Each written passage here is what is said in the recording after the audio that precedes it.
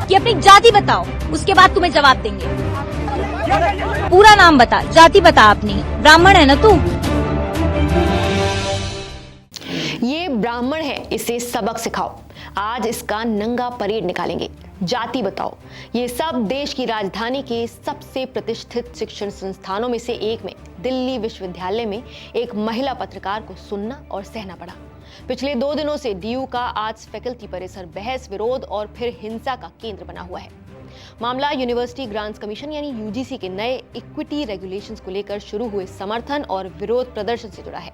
लेकिन जो प्रश्न अब उठ रहा है वो केवल नीतिगत असहमति का नहीं, बल्कि कैंपस और समाज में गहराते जातीय तनाव और महिला सुरक्षा का है। शुक्रवार दोपहर करीब 1 बजे यूजीसी नियमों के समर्थन में एक छात्र समूह प्रदर्शन कर रहा था। उसी दौरान वहां कवरेज के लिए पहुंची एक महिला पत्रकार रुचि तिवारी को भीड़ ने घेर लिया। आरोप है कि पहले उनका नाम पुकारा गया, फिर पूरा नाम और जाति पूछी गई। जैसे ही ब्राह्मण शब्द सामने आया, माहौल बदल गया। पत्रकार का दावा है कि करीब 400 से 500 लोगों की भीड़ ने उन्हें घेर लिया। कुछ लड़कियों ने उनके हाथ और गर्दन पकड़े, कान में बलात्कार की धमकियां दी। पुरुषों ने सबक सिखाने की बात कही। कथित रूप से कपड़े फाड़ने और गला दबाने की कोशिश भी हुई। ये सब लगभग आधे घंटे तक चलता रहा और वो बेहोश हो गईं। रुचि तिवारी ने मीडिया से इस पूरी घटना पर बातचीत में पुलिस की नाकामी पर भी सवाल उठाए हैं और महिलाओं की संवेदना पर भी। पुलिस क्या सिर्फ SC ST OBC इन लोगों के लिए, जनरल के लिए पुलिस नहीं है? जनरल वहाँ मर जाएगा, तमाशा देखेगी पुलिस। मैं वहाँ लिटरली मर रही थी उस दिन। मेरा कानून के ऊपर से भरोसा उठा कि भाई यहाँ पूरी फोर्स खड़ी है, यहाँ पूरी पुलिस खड़ी है और उनके सामने ये तमाशा हो रहा है। वहां पे मेरा परेड निकालने का बात हो रहा है।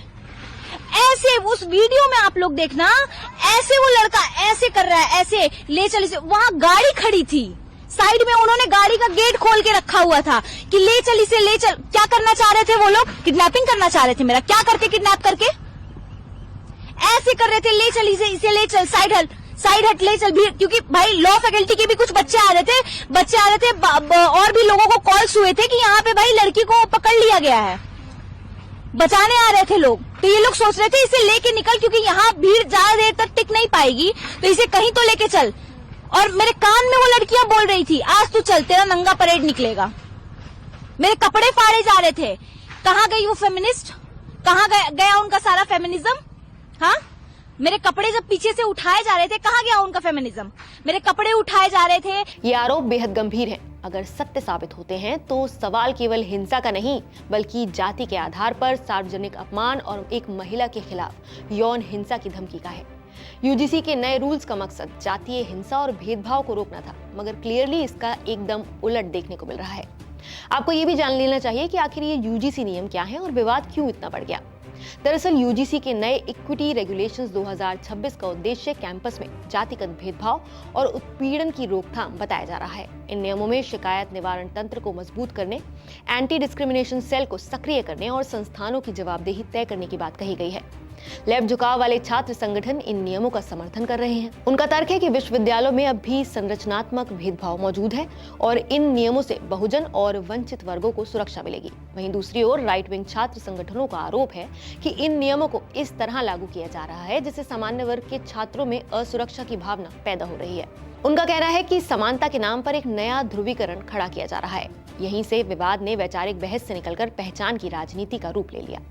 घटना के बाद दोनों पक्षों ने मॉरिस नगर पुलिस स्टेशन में शिकायत दर्ज कराई। लेफ्ट छात्र संगठन का कहना है कि कार्यक्रम शांतिपूर्ण था और एक यूट्यूबर द्वारा धक्का मुक्की के बाद तनाव बढ़ा। उन्होंने जातिगत टिप्पणी के आरोपों से इनकार किया है। वहीं राइट विंग छात्र संगठन का आरोप है कि पत्रकार से जानबूझकर जाति पूछी गई और उसी के आधार पर उन्हें निशाना बनाया गया। सोशल मीडिया पर वायरल एक वीडियो में ब्राह्मण शब्द सुनाई देता है। हालांकि इसकी स्वतंत्र पुष्टि अभी जांच का विषय है। पुलिस ने कथित छेड़छाड़ और मारपीट के मामले में केस दर्ज कर जांच शुरू कर दी है। विश्वविद्यालय प्रशासन ने भी दोषियों के खिलाफ सख्त कार्रवाई का आश्वासन दिया है। आपको इस मामले का कानूनी पहलू भी बता देती हूँ। तो अगर पत्रकार के आरोप सच साबित होते हैं तो भारतीय न्याय संहिता यानी BNS 2023 के तहत मामला काफी गंभीर बन सकता है। अगर भीड़ किसी को घेर कर मारपीट करे, चोट पहुंचाने वाली धाराएं इसमें लागू हो सकती हैं, जैसे कि धारा 115, 117 उसके अंतर्गत ये आ सकता है। अगर 5 या उससे ज्यादा लोग मिलकर हमला करें तो ये गैर कानूनी जमाव और दंगा, जो कि धारा 189 और 190 के अंतर्गत आता है, इसका अपराध माना जा सकता है। है। किसी महिला के कपड़े फाड़ने या उसकी इज्जत पर हमला करने की कोशिश धारा 74 के तहत अपराध है। बलात्कार की धमकी देना भी आपराधिक धमकी, जो कि धारा 351 में आता है, इसके तहत सजा हो सकती है। अगर गला दबाने से जान को खतरा हुआ हो तो मामला हत्या के प्रयास, जो कि धारा 109 के तहत आता है, वो भी लग सकता है। और अगर हमला जाति की वजह से किया गया हो तो अलग से अत्याचार कानून भी लागू हो सकता है। यानी ये मामला सिर्फ एक साधारण झगड़ा नहीं बल्कि गंभीर अपराध की कैटेगरी में आ सकता है। भारत में जाति आधारित उत्पीड़न ऐतिहासिक रूप से निचली और वंचित जातियों के खिलाफ रहा है। ये एक कठोर सामाजिक सच्चाई है। लेकिन यदि किसी व्यक्ति, चाहे वो किसी भी जाति का हो, उसको जातीय पहचान के आधार पर सार्वजनिक रूप से अपमानित या फिर हिंसक रूप से निशाना बनाया जाता है, तो क्या वो भी भेदभाव की श्रेणी में नहीं आएगा? क्या हम एक अन्याय को ठीक करने की कोशिश में किसी नए अन्याय को जमीन पर उतार रहे हैं? ये प्रश्न संवेदनशील है पर अनदेखा नहीं किया जा सकता। ये पूरा विवाद एक और गहरी चिंता को उजागर करता है, जो कि है महिला सुरक्षा। यदि एक महिला पत्रकार जो ड्यूटी पर है भीड़ के बीच यौन हिंसा की धमकियों से सुरक्षित नहीं है, तो विश्वविद्यालय परिसर में आम छात्रों की स्थिति तो आप सोच ही सकते हैं। कैंपस में अक्सर महिला सुरक्षा पर भाषण होते हैं, मोर्चे निकलते हैं, नारे लगते हैं, लेकिन जब राजनीतिक टकराव के बीच एक महिला को नंगा परेड करवाने की धमकी दी जाए, तो क्या ये उस नैतिकता की विफलता नहीं है जिसका दावा छात्र संगठन करते हैं? कैंपस बहस का मंच होना चाहिए, न कि भीड़ तंत्र का। जाति पर विमर्श होना चाहिए, न कि जाति के नाम पर धमकी और हिंसा। खैर, जांच तो जारी है। सच अदालत और पुलिस जांच में ही स्पष्ट होगा, लेकिन समाज और विश्वविद्यालय समुदाय को अभी से आत्ममंथन करना होगा। क्या पहचान की राजनीति ने तर्क के लिए जगह ही नहीं छोड़ी है?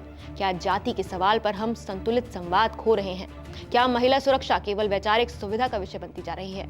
डीयू की ये घटना केवल एक कैंपस की खबर नहीं है, ये उस सामाजिक तापमान का संकेत है जहां जाति, राजनीति और लिंग तीनों एक साथ विस्फोटक रूप ले सकते हैं। पुलिस अपना काम करती रहेगी, जांच होती रहेगी, लेकिन सवाल अब भी यही है, क्या हम समाज के रूप में भी अपना काम करेंगे? इस पूरे घटनाक्रम पर आप क्या कहना चाहेंगे? हमें कमेंट करके जरूर बताएं।